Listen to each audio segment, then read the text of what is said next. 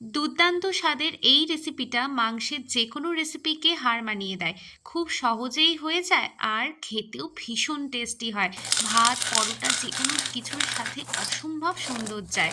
চলো তাহলে আজকে বানিয়ে নেই রেসিপিটা। নিয়ে নিলাম সয়াবিন পরিমাণ মতো, আর ভালো করে জলের মধ্যে ডুবিয়ে কিছুটা নুন দিয়ে সেদ্ধ করে নেব। এবারে কড়াই গরম করে সর্ষের তেল দিয়ে দিলাম পরিমাণ মতো। আলু কেটে রেখেছিলাম আগে থেকেই দিয়ে দিচ্ছি।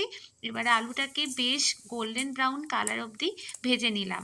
এবারে সেই তেলেই ফোড়ন দিয়ে দিচ্ছি গোটা জিরে, তেজপাতা, শুকনো লঙ্কা আর সম্পূর্ণ এলাচ, রেসিপিটা শেষ দারচিনি। অবধি স্কিপ না করেই দেখতে থাকো। আশা করি তোমাদের খুব ভালো লাগবে। আর যদি ভালো লাগে লাইক, কমেন্ট, শেয়ার আর সাবস্ক্রাইব করে দিও। বড় চামচে 2 চামচ মতো ফ্রেশ দইয়ের সঙ্গে 1 চা চামচ মতো জিরে গুঁড়ো, ধনে গুঁড়ো, কাশ্মীরি লঙ্কার গুঁড়ো, হাফ চা চামচ মতো শাহি গরম মশলার গুঁড়ো নিয়ে মিশ্রণ তৈরি করে নিলাম। মশলার মিষ্টি গন্ধ উঠতেই এক এক করে যোগ করব পেঁয়াজ বাটা, আদা রসুন বাটা, টমেটো বাটা।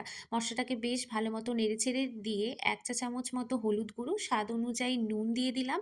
ভালো করে আবারও নেড়েচেড়ে দিয়ে দইয়ের যে মিশ্রণটা তৈরি করেছিলাম সেটা দিয়ে খুব ভালো করে মশলাটাকে কষাতে থাকবো। মশলার তেল ছেড়ে এলেই বুঝতে হবে মশলাটা ভালো মতো কষে গেছে। এইবার দিয়ে দিলাম চিনি। এই চিনিটা দিলে বেশ ভালো একটা কালার আসে। এরপরে যোগ করছি ভেজে রাখা আলু আর সেদ্ধ করা সয়াবিন। ভালো মতো মশলার সাথে মিক্স করে নিচ্ছি আর মশলাটাকে খুব ভালো করে কষাতে থাকবো। বেশ কষানো কষানো হয়ে গেলেই দিয়ে দিলাম গরম জল গ্রেভির জন্য। এবারে একটু ফুটিয়ে নিয়ে তারপরে ধনেপাতা ছড়িয়ে সার্ভ করব গরম গরম ভাতের সঙ্গে। তোমরাও বাড়িতে ট্রাই করো।